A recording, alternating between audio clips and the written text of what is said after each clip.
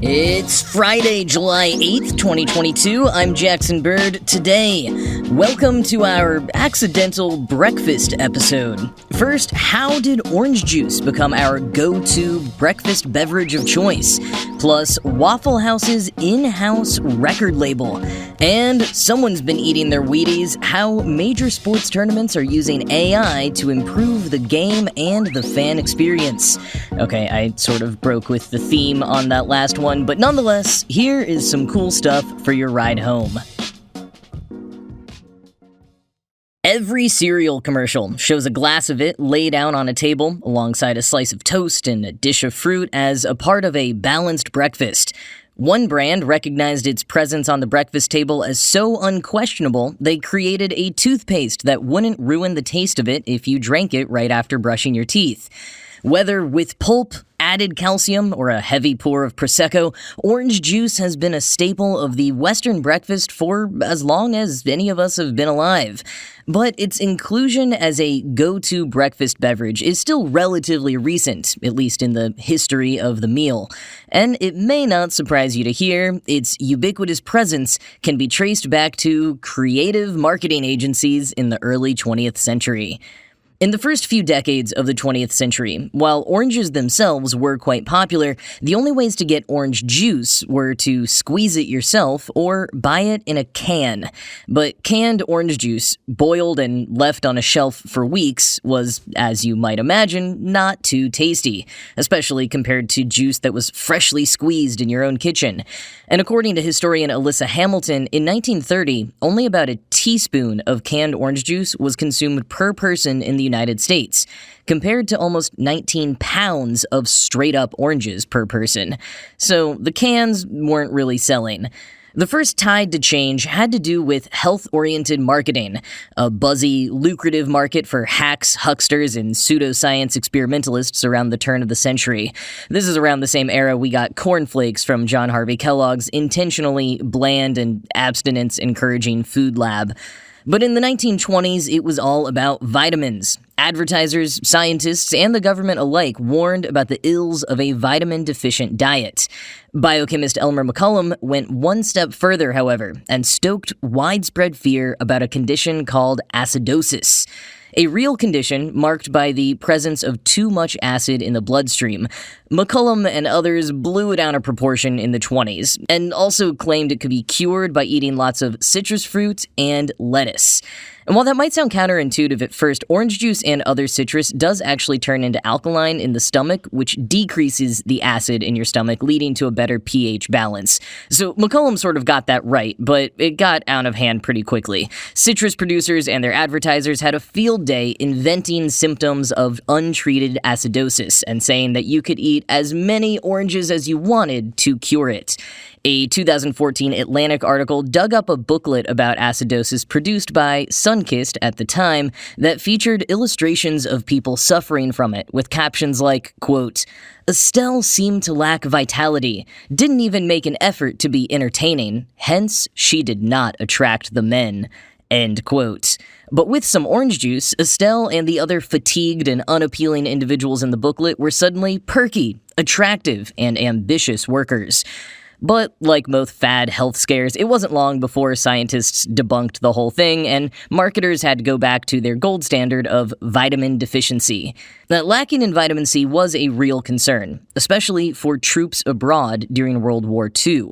The military had trouble figuring out a successful way of getting soldiers all of their necessary vitamins and minerals to keep them in fighting shape and prevent scurvy. They tried some lemon crystals, but apparently those tasted so bad that most soldiers skipped over them. So the U.S. Department of Agriculture recruited some scientists to come up with a better orange juice option than the boiled and canned stuff. Quoting BBC Future, "Trying to condense orange juice like milk led to memorably bad results. High temperatures burned off its shine and produced a viscous and brownish mixture that lacked fresh flavor," writes Hamilton, the historian. But evaporating some of the water under pressure, mixing a portion of fresh juice back into the concentrate, then freezing it was more successful. The fresh juice rescued the funky concentrate. It produced something worth drinking, if still a far cry from the undiluted fresh version. End quote. Now, it wouldn't be until a couple of years after the war that they would create true, relatively tasty orange juice concentrate. And though it might have been too late for the war, this new, as The Atlantic puts it, symbol of American innovation and determination arrived just in time to save the orange industry. Now, going back to the early 1900s, most oranges in the U.S. were grown in Florida and California. California produced two types, one of which, Valencias, were superior for juicing. Florida grew four types, and all of them were good for juicing. But as had happened cyclically throughout the 20th century, come the late 40s, Florida's orange groves were making way too many fruits.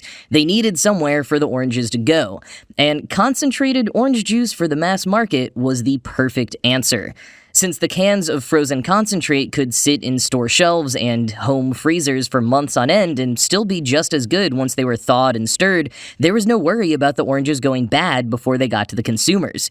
Freed from this worry, The Atlantic notes that Florida's orange processing plants were churning out 10 million gallons of concentrated orange juice by 1949. And people were into it. The BBC recounts a story from writer John McPhee visiting Florida in the early 70s, seeing orange trees everywhere, but failing to find any restaurant that would serve him fresh squeezed orange juice. Even with the orange trees right there, every place was serving frozen concentrate. A waitress explained to him, quote, "Fresh is either too sour or too watery or too something. Frozen is the same every day. People want to know what they're getting." End quote. Familiarity and convenience were absolutely the name of the game in mid-century America.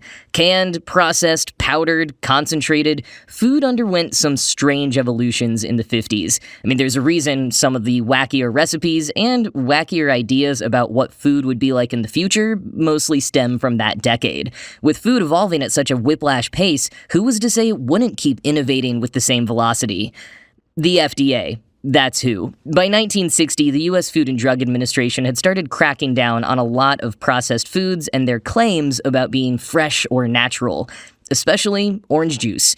With so many containing huge amounts of water and sugar and very small amounts of orange juice, the FDA began establishing regulations for the nation's now favorite breakfast drink. And it wouldn't be until the mid-80s that household orange juice would graduate from the canned frozen concentrate to jugs of ready-to-serve, not-from-concentrate varieties. And even though there's still not much about these that are fresh or pure, at least in their early years, they were able to get a lot of mileage out of seeming so compared to a chunk of frozen pulp in a can. But, as The Atlantic summarizes from Hamilton, the orange juice historian, quote, "Most commercial orange juice is so heavily processed that it would be undrinkable if not for the addition of something called flavor packs. This is the latest technological innovation in the industry's perpetual quest to mimic the simplicity of fresh juice. Oils and essences are extracted from the oranges and then sold to a flavor manufacturer who concocts a carefully composed flavor pack customized to the company's flavor specifications. The juice, which has been patiently sitting in storage, sometimes for more than a year, is then pumped with these packs to restore its aroma and taste, which by this point have been thoroughly annihilated. You're welcome." End quote.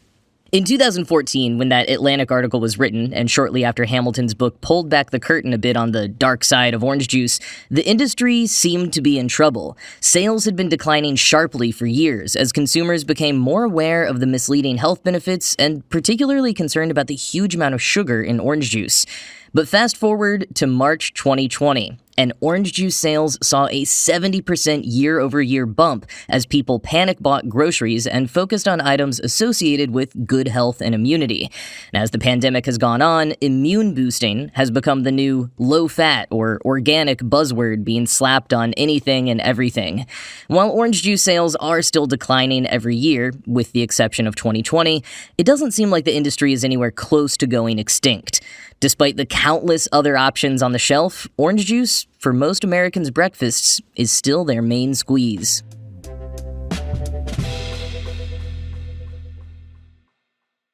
As a massive, lifelong fan of Waffle House, I've prided myself on knowing certain fun facts about the carb-loaded Southern breakfast chain, like the Waffle House Index, a metric of disaster readiness and recovery based on whether Waffle House is open, operating on a limited menu, or closed, and which is unofficially used by FEMA in gauging their disaster response. And that the iconic jukeboxes still holding court in every restaurant include Easter eggs, a couple of sunny-side-up songs about Waffle House itself. But what I was shamefully unaware of until today is that it's not just a couple of songs on the jukebox. Waffle House has its own record label. Waffle Records was established in 1984, starting from an idea of the restaurant's co-founder, Joe Rogers Sr., who was apparently pretty discerning about the music he wanted associated with the chain. But if a song managed to get picked, it would be pressed onto a 45 and then distributed to Waffle House jukeboxes around the nation. Nowadays, the tracks are distributed digitally, so it's a bit of an easier process, and there are so many. At least 47, in fact. And just like the many ways you can order your hash browns, smothered, covered, chunked, or diced, the songs come in all varieties, from country and rock to R&B, pop, and gospel. All the songs focus on menu items or the experience of being at a Waffle House. As Shelby White, head of Waffle Records, explained to NPR in 2016, quote, "It's not Waffle House, Waffle House, Waffle House over and over again. It's about our food. It's about our people. It's about the things that happen if you just sit in a Waffle House and listen to the conversations around you.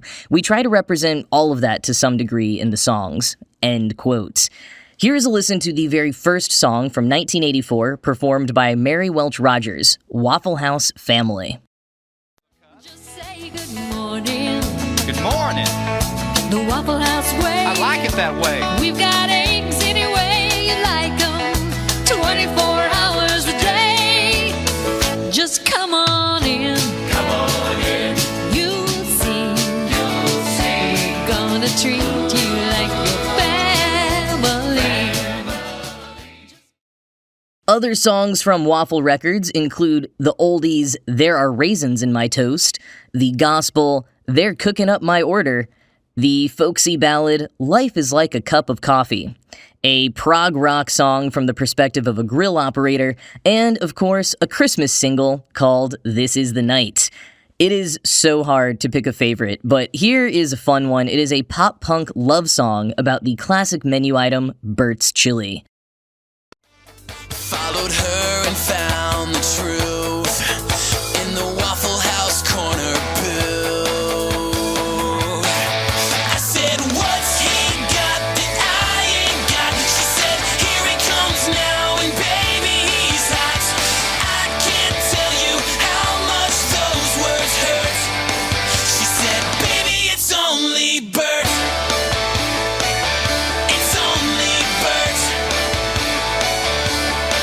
A bowl of Bert's chili and a slice of pie. Man, you should have seen that light in her eyes. The music videos for Bert's Chili and others are delightfully low budget. One newer song that I am unironically digging right now, called Summertime and Lemonade, has a line about hopping into a limo and shows a minivan with a single piece of poster board on it and the word limo scrawled on it. Iconic. I think it's gonna be the song of the summer. Now, outside of my personal playlists, the songs aren't going to be topping the charts anytime soon. They don't even get more than 1% of plays on the Waffle House jukeboxes. But that doesn't seem to be the point. For Waffle House, it's about extending the experience and just having fun. Plus, they don't need the Grammys or the Billboard charts. Waffle Records has its own award show. The Waffle House Toonies honors the year's top-played Waffle House jukebox artists and also names a Scattered, Smothered, and Discovered Artist of the Year. Not someone from the Waffle Records lineup per se, but rather an aspiring artist from somewhere in Waffle Country. Boing Boing notes that last year's winner was Kim Cruz, an R&B artist from Texas, whose single Don't You Wanna Go is the newest addition to the Waffle House jukebox. And if you want to listen to all of the delightful, over-easy songs from Waffle House Records, you can explore various tracks at the links in the show notes, which includes Waffle Records' official Spotify and music videos on their main website.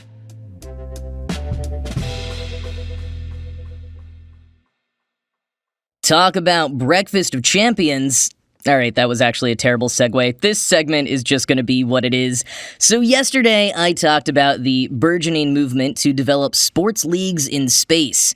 Today, let's dig into another futuristic-seeming side of sports, how some of the biggest tournaments in the world are deploying artificial intelligence to boost gameplay and viewers' experience. As Wimbledon ramps up for the big finals this weekend, the tournament itself has paired up with IBM for an app that they're hoping will help fans learn more about the sport and about players beyond just the big names. This comes as a result of polling conducted in previous years showing that many people tuned into tennis only during Wimbledon and admitted to not knowing many players beyond the most famous ones. Enter Match Insights with Watson, which uses IBM Watson, the company's AI for business, and gives every single player an IBM Power Index ranking that changes as the tournament goes on. Quoting CNN, "The ranking is generated by analyzing athletes' form, performance, and momentum," explains Kevin Farrar, sports partnership leader at IBM UK and Ireland.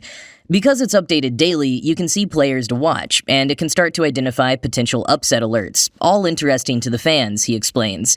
"The idea is to help less initiated fans to find players to follow, developing their own fandom," says Willis. "Users can choose to track players and are served up personalized highlights as the tournament progresses." End quote. Watson further predicted the winners of each match this week, displaying the player's likelihood of winning as a percentage point. In addition to factors like previous results between athletes, first serve win percentage, ace frequency, and more, Watson also took into account things like positive and negative media sentiment for the rankings. And how did Watson do with its predictions? About 100% accuracy on day 1, but it was downhill from there. Day 3 saw an unexpected upset, and of course Watson couldn't account for Rafael Nadal dropping out of the semifinals due to an injury. It is a cool app though, similar to ones offered by other sports, so if Wimbledon is trying to bring that same fanatic, gamified energy to tennis, I'd say they are on the right track.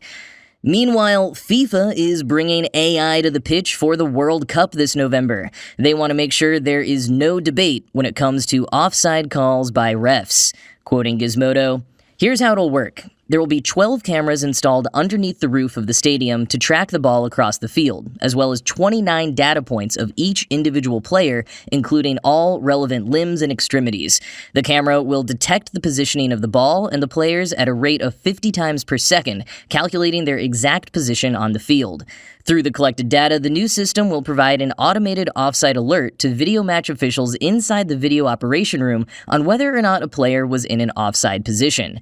An offside position is when any part of the player's body is closer to the opposing team's goal line than both the ball and the second last opposing player, with the last usually being the goalie." End quote. It will still be manually reviewed by match officials before being passed along to the on-field referees. But even cooler, a 3D animation will be generated and broadcast on the screens at the stadium to show a super high-tech replay. And the whole process is expected to take about as long as a standard slow-mo replay. In other words, just a few seconds. FIFA says the 3D animation footage will also be made available to broadcast partners, so anyone watching at home should be able to see it as well. And while this is a very cool step forward, it's not a brand new concept for FIFA. They've employed various forms of virtual and augmented reality in previous tournaments, including the last World Cup in 2018. It's also, something that is very cool for the sport and the players, but also a bit of a shiny distraction from the myriad controversies and human rights abuses that have surrounded preparations for the World Cup in Qatar and FIFA in general for years.